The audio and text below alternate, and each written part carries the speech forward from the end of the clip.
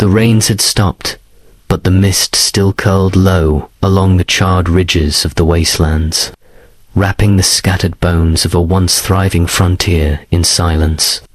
Errand Cal drifted his fingers along the corroded hull of the derelict spacecraft, pulse quickening with the thrill of salvage.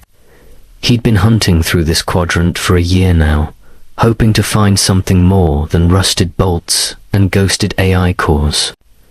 What he didn't expect was the ship looming before him, no massive, half-buried, but almost intact. He tapped the side panel, listening to the echo ripple through its interior like a held breath. The cellar back on Ganymede 9 had told him it was stripped, left behind after a skirmish between Outer Belt mercs and some defunct pirate cell. It wasn't worth much, they said. But they were wrong. Errand had an eye for forgotten things as he stepped up the half-collapsed loading ramp, boots scuffing on dried vines and exposed wire. His suit sensors pinged a faint heat signature. Not possible. He froze, every nerve firing into sharp alert. His plasma carbine slid from its magnetic holster on instinct. Another pinged two bodies, one smaller. Human shape, but not human. He crept forward, sweeping his rifle across the shadows. The interior was wrecked console panels, gutted, light. Systems dead, gravity stabilizers offline. Still, something moved in the dim, broken space. Then, from the shadows beneath the central corridor, she stepped out, tall, lithe, skin like polished silver ash under the ambient gloom. Her eyes were wide, luminous like twin moons, and her arms, held tightly to a smaller figure behind her, a child, half hidden, eyes peeking over a tangle of white blonde hair. "Stop," the woman said, voice soft but edged with steel. "I won't let you take her." Errand lowered the carbine, heart hammering. "I'm not here to hurt you. I didn't even know anyone was aboard." The child trembled against her side, and the woman pressed a protective arm across her.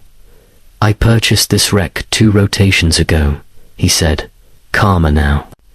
"If I'd known it was inhabited, you would have reported us," she cut in. "No," he said simply. "I would have brought food." That made her pause. Her eyes searched his testing, wary. She didn't believe him, not yet. "My name's Errand Cal," he continued. "Freelancer. No faction, no bounty network ties. Just trying to survive, like you." Silence followed, broken only by the low whir of failing ship systems and the soft rustle of the child's movement. The woman straightened, jaw tense. "I'm Lysera. This is my daughter, Seely. Alien, clearly. Not a species he recognized from council records. Her features were too refined, too still, almost regal. But there was something else: wounded strength, the kind forged in war. "How long have you been here?" he asked. "Since the ship fell. We were trying to escape a siege." He glanced around. "There's no working nav.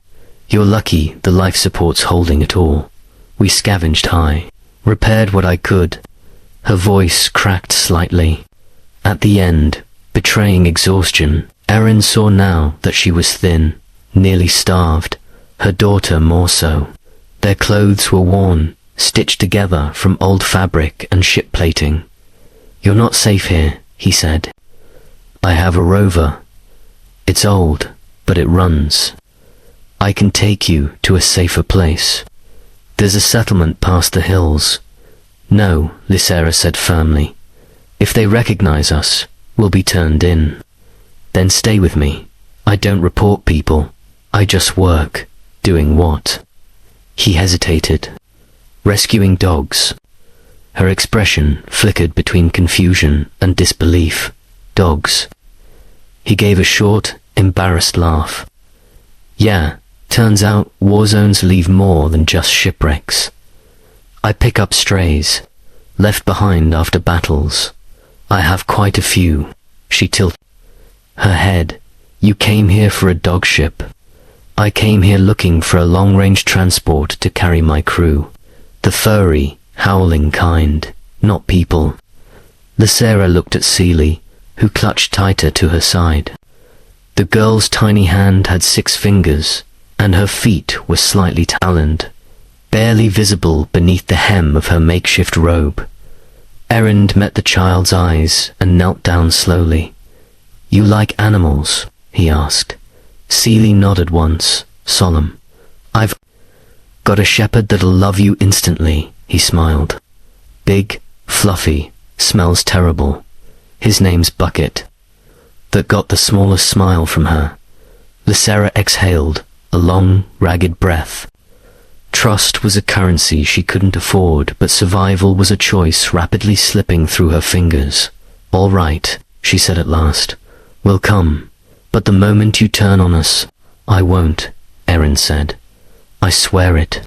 He helped them down the ramp, the broken dawn streaking the skies above with red and ash gold.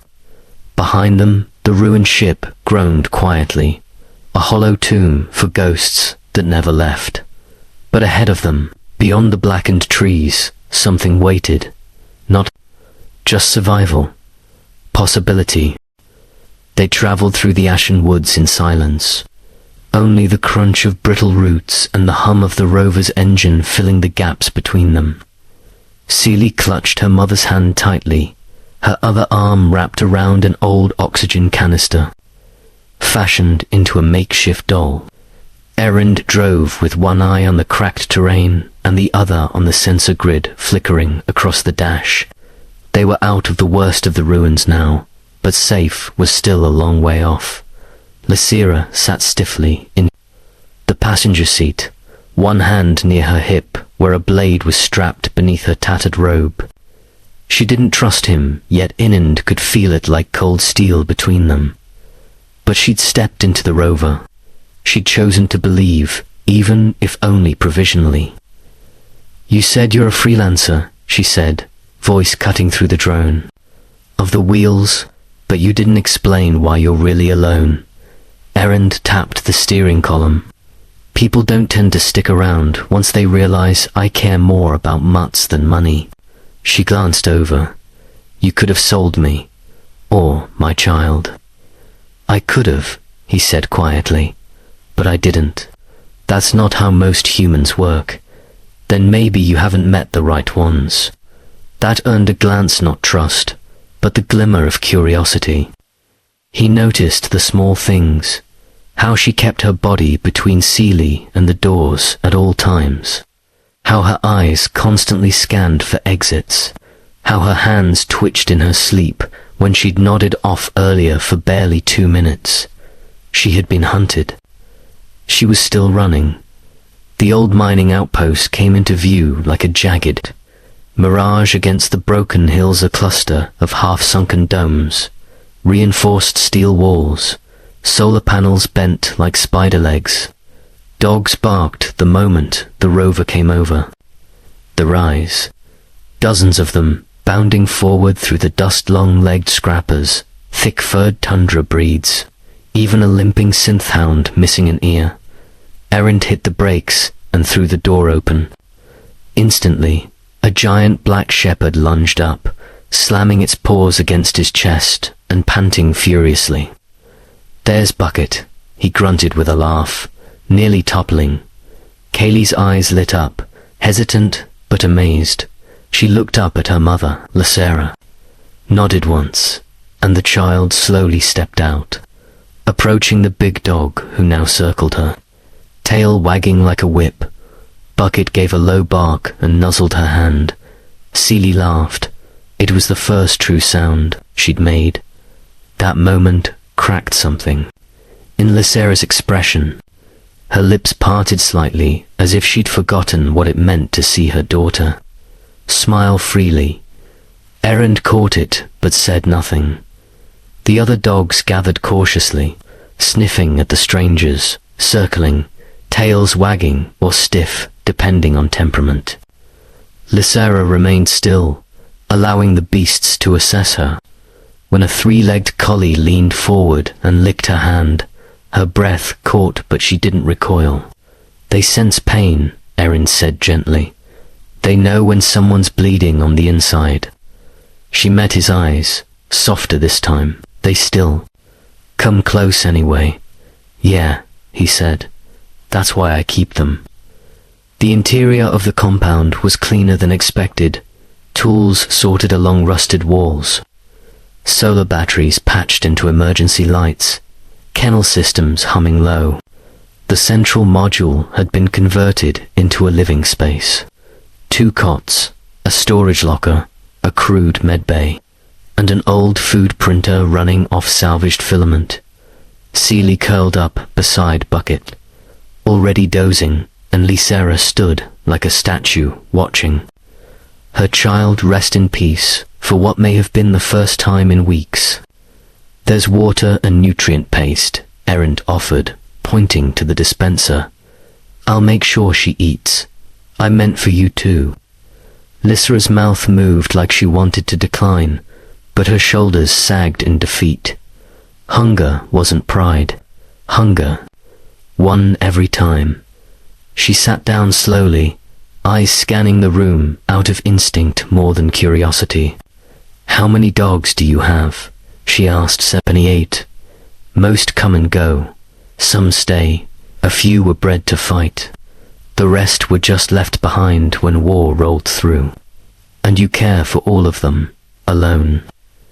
Not much of a choice when the colonies stopped caring.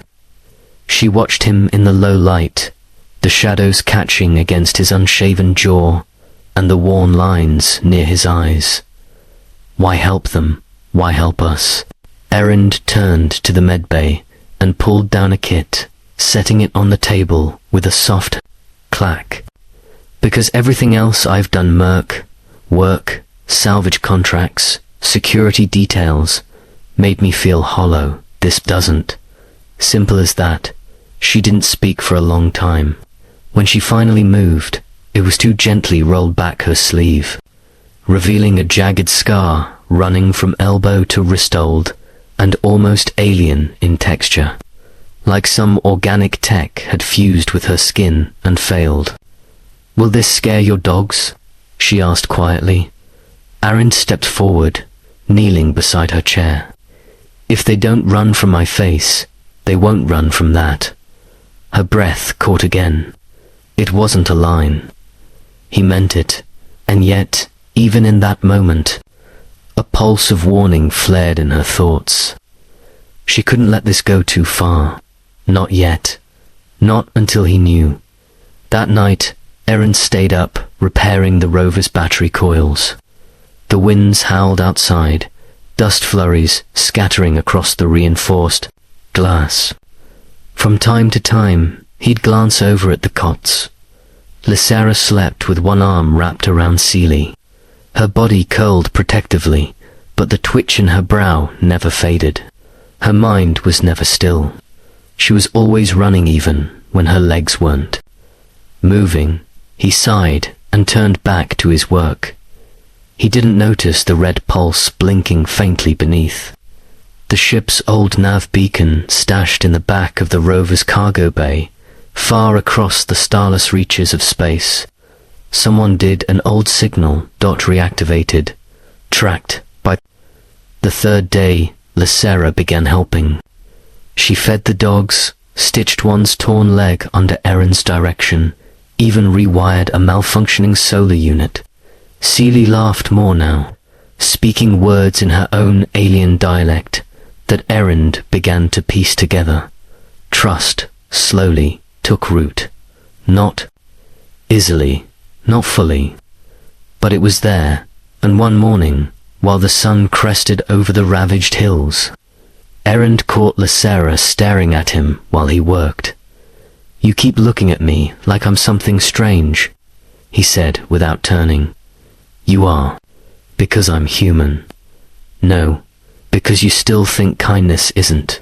He stopped, resting the wrench against his shoulder, then turned to face her fully. "What happened to you, Lysera? Her expression shuddered. Who was chasing you? No one anymore. LYSS error. ...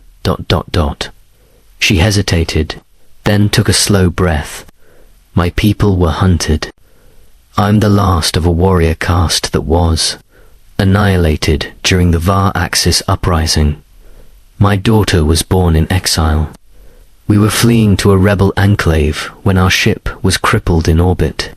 We crashed. I thought she died during the fall. Stopped breathing for 3 minutes. When I came back, she was holding my hand. Erend sat beside her. No questions, just presence. I don't know why I survived, she whispered, but I won't let anyone take her again, not even you.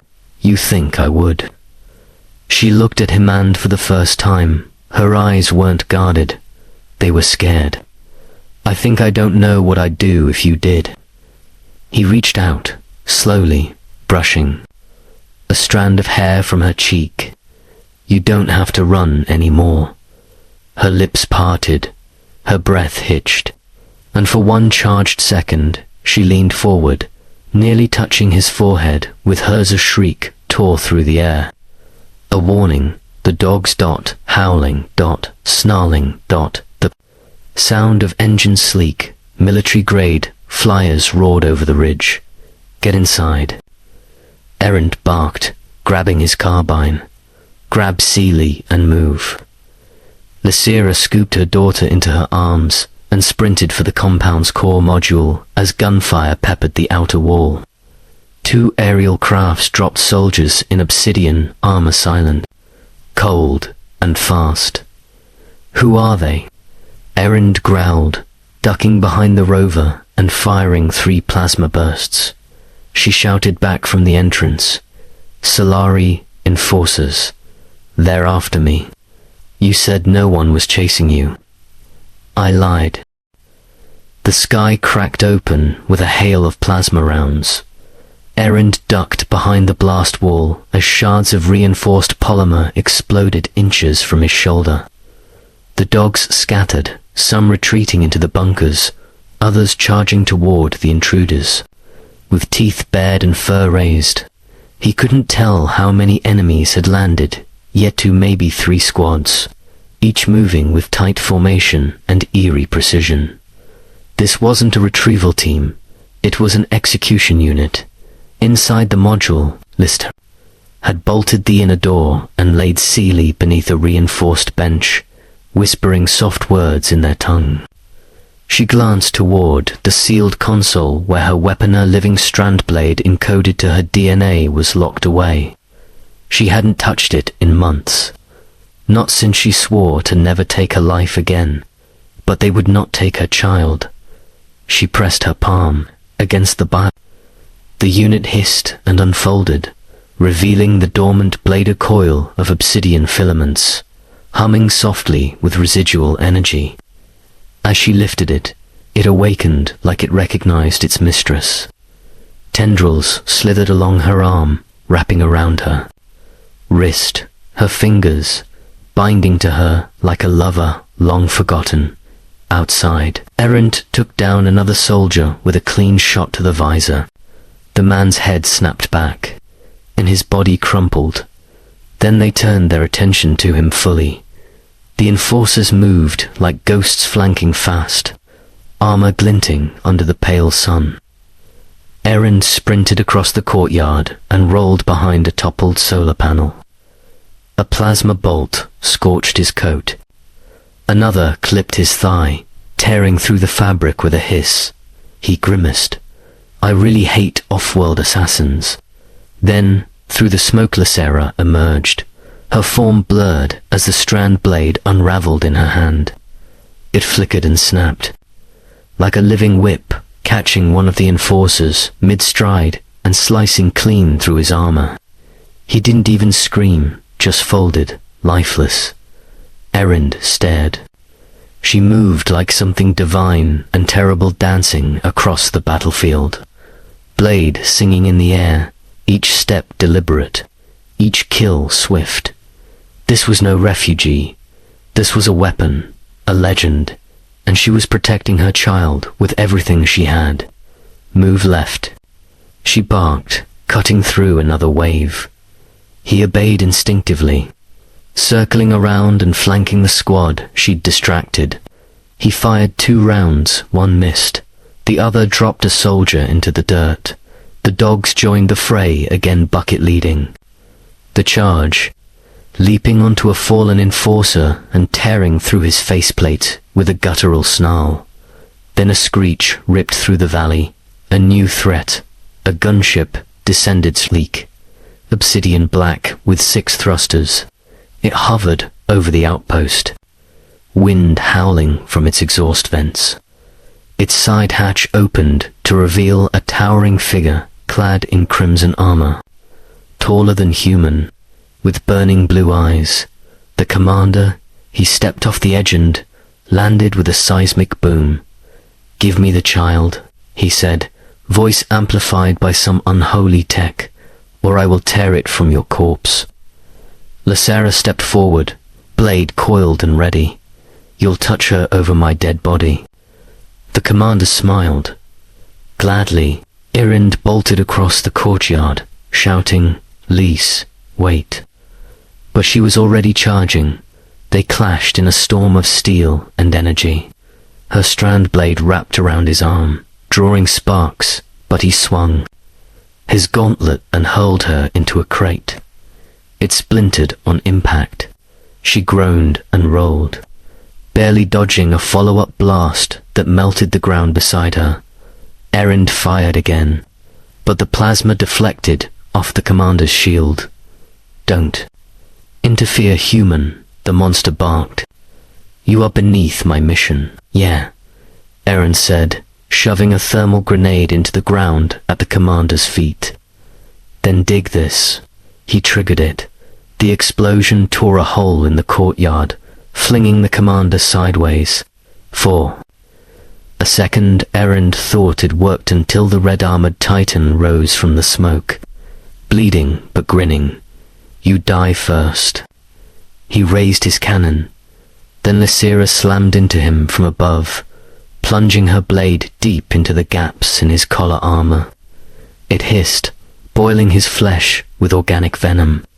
The commander roared, twisting, smashing her against a wall, but she didn't let go. She snarled, locked her legs round his torso, and drove the blade deeper. Irind ran. He skidded next to the wreckage, grabbed a broken rebar, and with a war cry, jammed it into the commander's thigh joint. The creature screamed, finally collapsing. Together, they finished it, blade slicing, rebar hammering, plasma burning, and then it was still. For several seconds, no one spoke, only the wind, the hissing of cooling armor, the panting of lungs trying to survive. Lysera dropped to her knees, her skin bruised, blood dripping from her temple. Irind dropped beside her, cradling her against his chest. "You idiot," she muttered. "You should have stayed behind cover. I was improvising. You're not built for battle." "Neither is love," he whispered. That silenced her. Her lips parted slightly, but no words came. Around them, the remaining enforcers, leaderless, began to retreat. Some crawled to their flyers, others vanished into the hills. The dogs didn't pursue. Not this time. They'd made their point, back in the compound. Seelie stood near the doorway, eyes wide, tears streaking her pale cheeks. Irind pulled himself up and limped to her, dropping to one knee. "Hey, Starlight," he said softly. "We're still here." She threw her arms around him, sobbing against his shoulder. He held her tightly, shielding her with his whole body. Lysera stood watching, blade still dripping. For the first time, she looked not like a fugitive, not like a warrior, but like a mother who had run out of strength. That night, silence settled over the outpost like a blanket of ash. Irind patched his wounds, hissed through the pain, then turned to Lysera, who sat beside the dim console. the strand blade now curled inert at her side. "That was the bravest damn thing I've seen." She didn't answer, just looked at him. "You're more than I thought," he added. "Not because of the blade, not because of the war, but because of what you're still willing to protect." Lisa looked away. "You shouldn't care. You don't owe me anything." "Maybe not, but I want to." She turned sharply. "Why? Because I've lived half my life in the ashes, helping things no one else wanted. And then I found something someone worth. Fighting for a kid who made me laugh again. A woman who could break planets if she let herself." He stepped closer. "And you're both right here." Lysera swallowed. "Erend, I know you're scared. So am I." She hesitated, then moved forward. Their lips met tentatively at first, then deeper, raw, honest. It wasn't the end of a war, it was the beginning of a promise. In the following weeks, the outpost transformed. Erend rebuilt the broken walls, reinforced the gates. The dogs patrolled more diligently. Lisa taught him fragments of her language, and he taught her how to weld panels and tune the rover's AI. Seely ran with the pups, laughing as she tossed sticks and shrieked when they chased her. Peace wasn't perfect, but it was possible. One evening, under a sky of shattered stars, Erend stood beside Lysera, near the shipwreck that had started it all. "Still think I was just buying a ship?" he asked. She leaned against him. "You were buying hope. That," he said, "was never in the manual. Maybe it should be." Their hands twined. The silence that followed their kiss didn't last long. A day passed. Then two. The outpost, once fractured and wounded, began to hum with the rhythm of quiet life. The dogs healed. Seely laughed again. Lysera allowed herself to smile without looking over her shoulder every moment. Erend found himself waking up beside someone who made the air easier to breathe. But peace, like all fragile things, was only the eye of the storm. It started on the third night of pulse in the stars. Erend noticed it first while scanning the sky for falling satellites, something he did out of habit. The screen flickered. With a faint distortion, a ripple in suborbital traffic. He frowned, adjusted the sensors, tapped the side of the console as if that would coax clarity from the machine. "What is it?" Lysera asked, coming up behind him. "Something's coming," he said, his voice low. "Too big for a gunship, too slow for cargo. Show me." She leaned over his shoulder, her eyes narrowed. "That's not a ship. That's a world core carrier." His stomach sank. "I don't know what that means." "It means," she said, pulling back slowly, "they're not here to kill us. They're here to erase us." He stared at the sky again. What could be on that ship that they didn't send last time? "Someone worse," Lysera whispered. "The overseer." "My sister." Erend turned to face her. "You have family out there." She nodded, slowly. She used to be kind. Then she became a priestess of the directive. When I ran, when I refused to turn my child into a biocore for the Dominion's engine systems, she declared me a traitor. The penalty is extinction. Erend tried to speak, but her voice rose sharply. "They're not coming to negotiate. They'll crash the carrier if they must. The directive's prime rule is simple. No rogue genes, no rogue hybrids. Seely isn't just a child to them. She's a corruption." The words hung in the air like ash. Erend looked toward the sleeping form of the girl curled up in her nest of blankets and dog fur. "Then we make our stand here." Lysera blinked. "You still don't understand. They'll burn this entire quadrant to kill us." "Let them try," he said. I've got a scrapyard full of firepower, 6 dogs that can break bones on command, and a woman who once carved through a platoon of assassins like wind through leaves. And if that's not enough, he picked up his modified pulse rifle. Then we go down, giving them hell. She smiled. It was the kind of smile that could make gravity pause. By sunrise, the outpost was a fortress. Erend rewired the drone net, turning scouting units into bomb delivery shuttles. Lysera restored the old fusion grid, feeding power into the ancient shield towers that once guarded the miner's dome. Sealy helped too, sorting cables and calibrating sensors.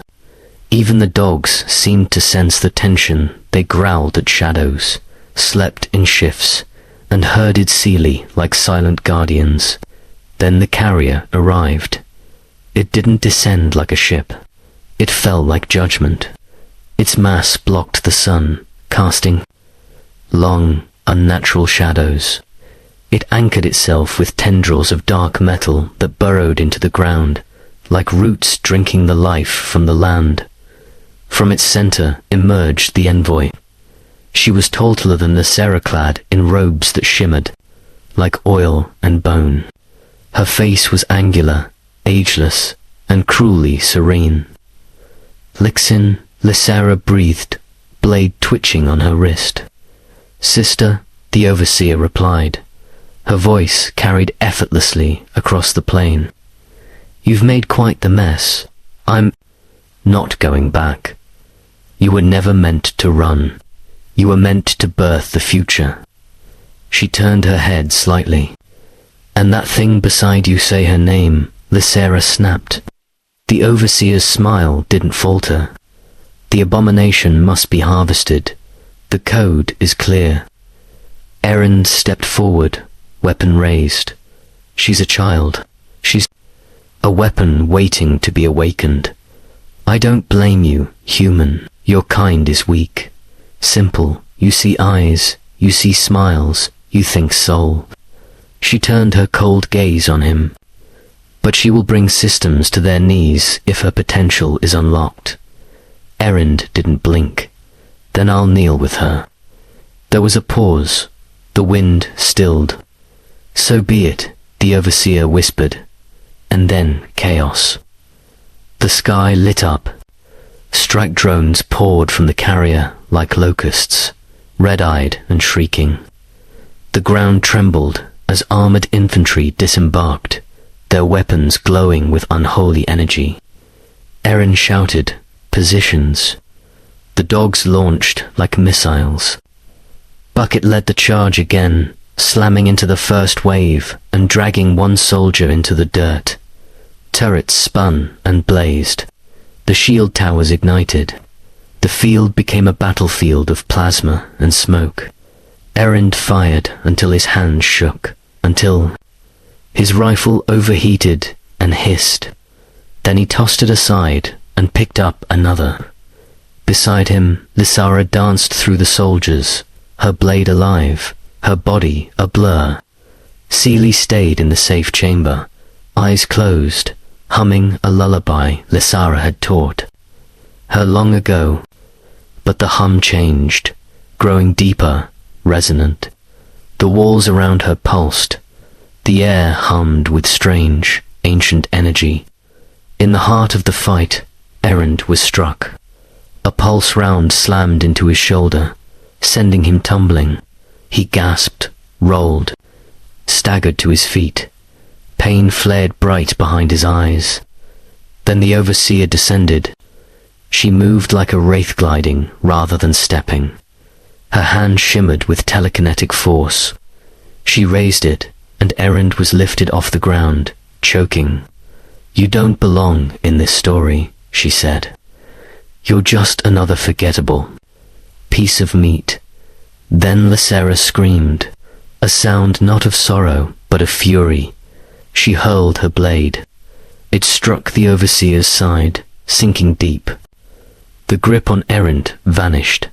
He hit the ground hard, but the overseer didn't fall. She simply pulled the blade out, bleeding black and grinning.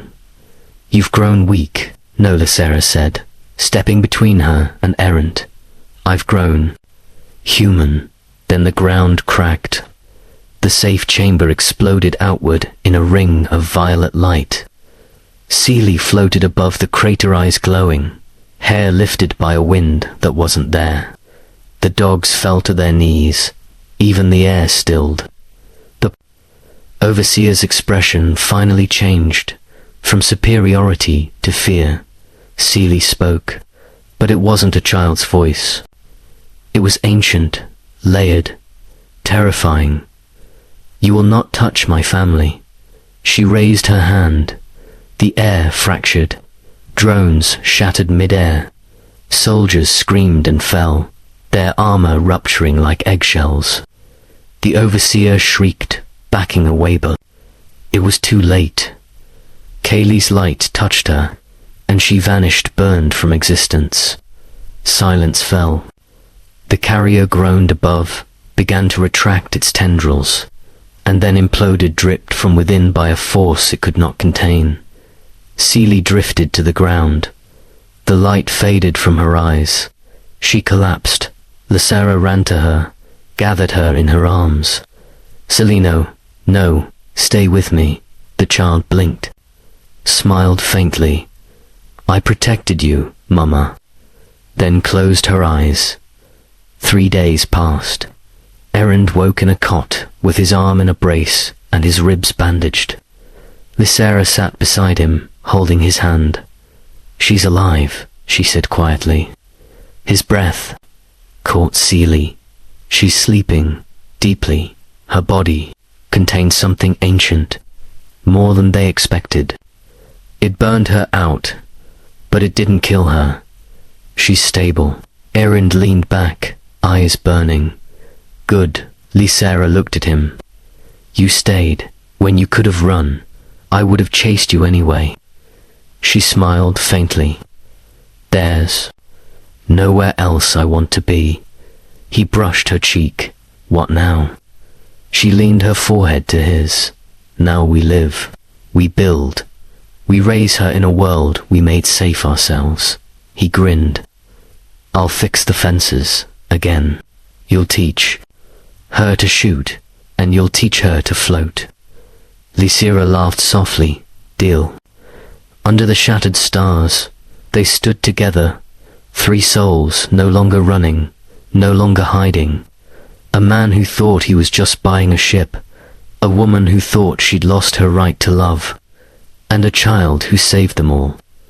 Together, they became something rare in the galaxy, a family. The end. Enjoyed the story. Want to explore more HFY romance battle tales across alien worlds?